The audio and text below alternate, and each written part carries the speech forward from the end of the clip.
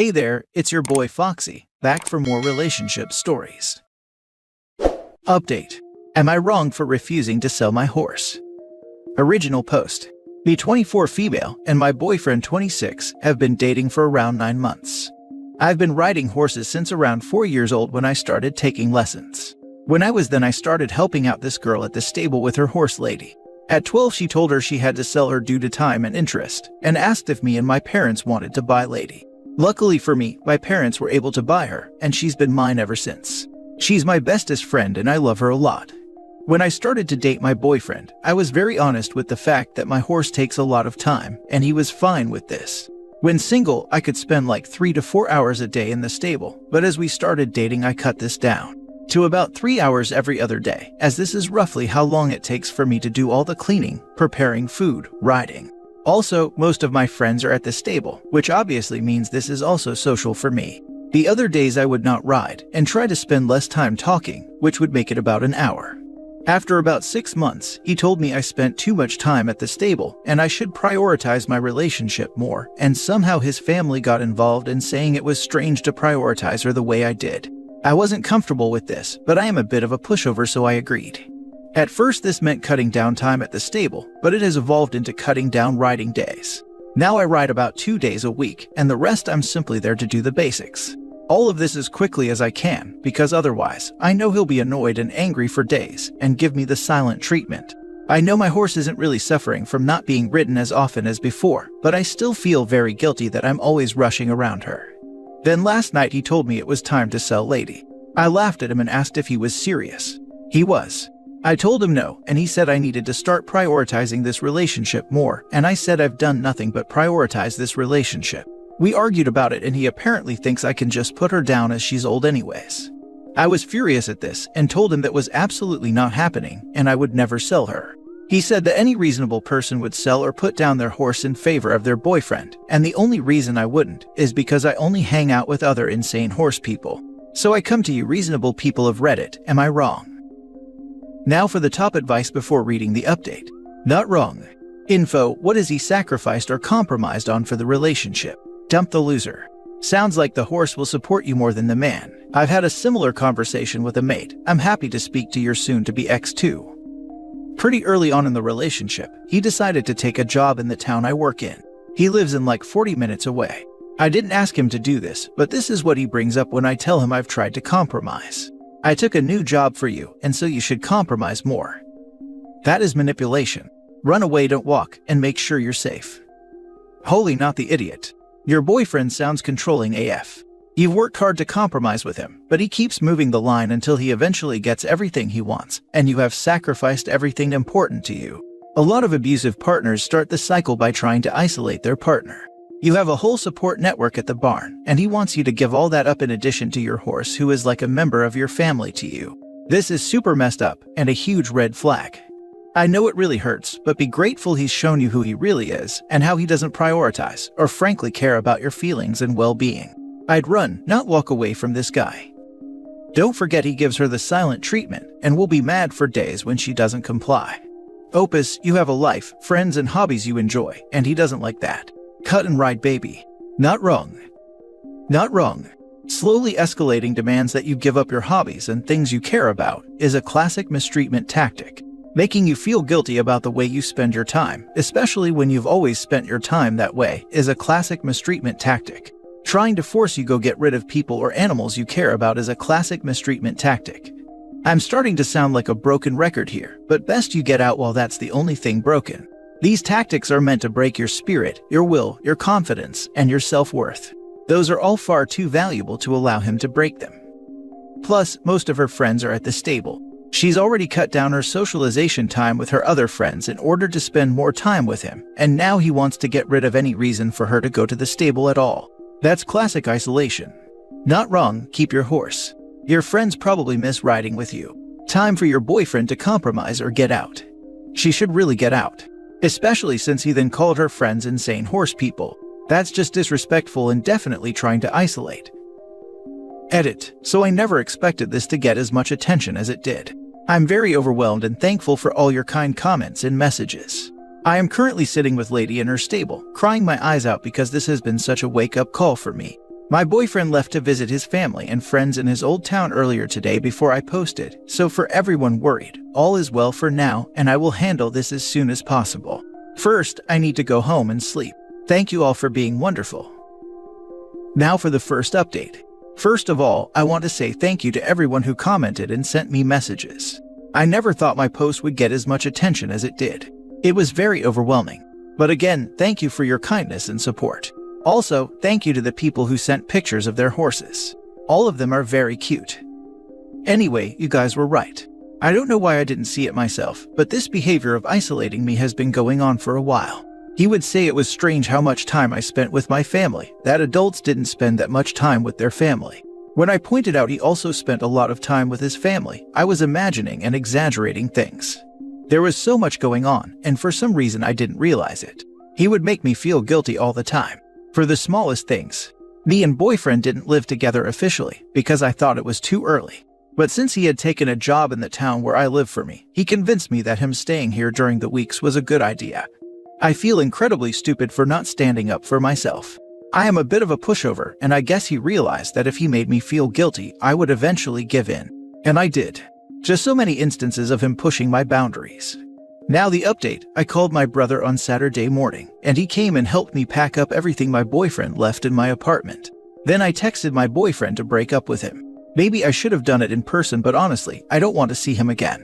He called a bunch before I answered. He was confused. At first, he tried to ask me what was wrong, what had happened. He got angry when I told him, saying he can't believe I was breaking up with him over a minor disagreement, and when I said him wanting me to off my horse isn't a minor disagreement, he said I must be misremembering. I eventually hung up, texted him that his things were packed, and free to pick up on the first floor of my building anytime. Then I blocked him. Haven't heard from him since. I was able to change my locks yesterday Monday, thankfully. Through mutual friends, I got in touch with his ex-girlfriend and we chatted on Instagram. I don't really want to say everything that she told me as it's not my story to tell, but I will say I'm very happy I got out right now this early. Since Friday when I posted, I've spent pretty much all day every day with Lady, my friends and family. I haven't been this happy in months, can't believe it took Reddit to get me here lol. For all those worried about Lady's safety, I too am a little worried, but it's eased by the fact that he never went to the stable with me, so I'm pretty sure he doesn't know where it is. And while I live in a country with a lot stricter gun laws than the US, the old man who owns the stable is a hunter and has assured me, with a lil wink, he will keep an eye out for any strangers lurking around. So that's all. I am safe and so is Lady. Both of us are a lot happier than we were 4 days ago, and a lot of it is thanks to all of you. So again, thanks so much for all the kindness. I'm so glad to read this. Make sure you remember this experience for next relationship too, as people have a tendency to miss the red flag behaviors, and also pick the same types of people over and over again. Be safe. I definitely will. Thank you. Just wanted to reply and say you definitely made the right decision. My ex of 7 years was pushing me to put my healthy but unrideable 11-year-old thoroughbred down for over a year before he broke up with me. I was even stupidly considering it. I wish I'd seen the signs of how unhealthy and controlling that relationship and his family had become. I was severely depressed for months before the breakup and never even saw why or saw it coming. I'm in an infinitely better relationship now with a man who pushes me to be at the barn more and give the best life to my horses, and my now 13-year-old thoroughbred is healthier and happier than he's ever been too. Best of luck and love to you and Lady. Oh, I'm so happy to hear you're in a better situation now. Hopefully a future boyfriend will be supportive. Thank you for your comment. Yay. Girl, I'm so proud of you for being strong and having such a great family. As someone in a relationship with an abuse survivor in a similar isolating pattern, I'm so happy you got out now, because it only gets worse from there. And it says so much your brother was so ride or die. Even after isolating from him, he came and helped you right away. Sadly, my horse passed away many years ago, but I still dream about him. Lady is so important, and so much more than just a pet. She's a hobby and a passion too, and you deserve someone who sees and understands that. To many more years together. Second update. I posted on Reddit almost a year ago seeking help and advice on a bizarre situation that happened in my relationship. At the time I was in a somewhat harmful relationship, or at least the beginning of it. I read my post back a while ago and realized how much I sugar-coated things at the time. Part of me was still in denial, I think. I didn't describe any of the aggressive outburst. The yelling, throwing things, pushing, grabbing. He never hit me, it never got that far, but in hindsight, I think that's where things were heading. Still, people on here saw red flags and told me to get away. I guess thousands of people telling you something is very effective, and I broke up with him that day. I never told my family that Reddit was the reasons I left that day. I still feel bad that their concerns and warnings weren't enough to make me leave before it was too late, but random internet strangers were. I've only told my therapist. Sorry that you're not getting more credit in real life, folks. This week, I found out that my ex-boyfriend has been arrested for unliving his girlfriend. News travels fast between small towns. I knew he had a new girlfriend. They met fairly quickly after I dumped him. I didn't know her or who she was, just heard it from other people. I looked up her Instagram when I found out he was arrested. She seems nice from what little I can make out from pictures and captions. I feel guilty that I didn't track her down when they met and warned her, but when I found out he had another girlfriend, all I could think was, thank God, then he will forget about me. Does that make me an awful person? Maybe, I don't know. And I could never imagine he would do something like this. Even now it doesn't feel real. Yes, he had anger management issues, but murder. It's just difficult to comprehend. I'm rambling, sorry. It's been a crazy few days, but I feel really grateful to the people on here. Because that could have been me if I had stayed with him, if people hadn't shaken me awake. So thank you, Reddit people. Also, screw you, Adam. Hope you rot in hell. I remember you, and I'm so glad you got out when you did, before things got worse. Remember not to let survivor's guilt get to you. What he did is on him. OMG, I was one of those strangers telling you to get out. I remember your update and being happy that you got out, and your horse was okay and protected by your friend in case he tried something. If you had tried to warn her, it would have gone one of several ways. 1. She believed you and got out. Then he would be angry at you and redirect his anger back at you. 2. She didn't believe you, and he would have painted you as the jealous ex trying to get back with him. And she would have had the same unfortunate fate. As the top comment said, do not let survivor's guilt affect you. There wasn't anything you could have done. I remember that post. Anyone who suggests ending a beloved pet for their convenience is someone I would run, not walk away from. I'm glad OP is safe, and she and Lady escaped this man. Yeah, and she said he never even went to the stable. Like, this horse is obviously a very important part of her life, and he's never even bothered to meet her. I feel like that's a red flag even before it got to the part of the boyfriend wanting to off the pet. Last story. My brother unknowingly saved my life 10 years ago. Today I finally told him. Me and my little brother always had a very strong bond. We never actually argued or been mean to each other. We always covered each other's back and overall been very affectionate towards each other. We come from complicated background, with chaotic family relationships and performance-oriented parents. I moved out as soon as possible, now happily married to an awesome man, far away from my previous home.